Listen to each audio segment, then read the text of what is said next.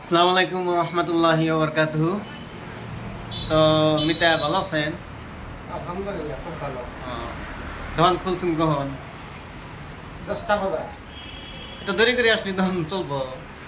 মানুষ দেরি করে আসে যে আজকাল আপগ্রেড হয়েছে, মানুষ সব ঘুম থেকে দেরি করে উঠে তারপরে যখন না মার্কেট আসে। কিছু মানুষের এমার্জেন্সি আছে না, এমার্জেন্সি থাকলে হলে এই হ্যাকে আবার হেল্প করা লাগবে, হেরও দরকার সেই হিসেবে আপনার আগে আসা লাগবে।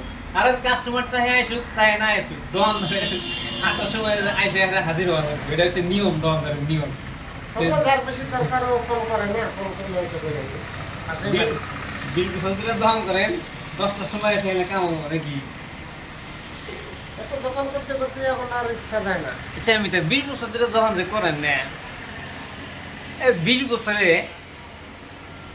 কতখানি নিয়ম পালন করছেন এই দোকানের জন্য? এটা আমার কনসেপ্ট। দোকানের জন্য কোনো নিয়ম নীতি নাই, মন যাবো আসলাম, মন যাবো বন্ধ করে বাড়ি গেলাম, এটাই নিয়ম নীতি আমার। আচ্ছা মানুষে যে সন্ধ্যাবেলা ঝাড়ু দেয়, আবার রাইতে ঝাড়ু দেয়, আবার যে পূজা করে, আমি তো ওগুলো কিছুই করি না। হ্যাঁ আসি দোকান খুলি, ওই যে কিছু খাইলে তেলে পড়লে তখন অল্প ঝাড়ু দিয়ে দিলাম। ওটাই এই কইছি। system। যখন থেকে মধ্যে অল্প ধুলাবালু মনে হয় তখন ঝাড়ু দিই, তাছাড়া তো আমি ঝাড়ু দেওয়ার প্রয়োজন ভাবি না। হ্যাঁ কত মানুষে আমার মানে মানে 7 বেলা করে ঝাড়ু দেয়, 7 বেলা করে যার পানি ভালো মারে। লাগে ও 7 বেলা লাগে, আরো বেশি দিবার পারে, এটা আমার ব্যক্তিগত কথা। ওইটাই ভালো পায়, কাম নাই বারে বারে ঝাড়ু দিয়ে থাকে। আমরা আবার কাম না থাকলে গেলে বসে বসে মোবাইল টিপি, এটাই আমার কাজ। এটা একটা কাম নাকি? আচ্ছা এই দোকান থেকে ইনকাম কিরকম হয় এটা যদি অল্প বলতেন।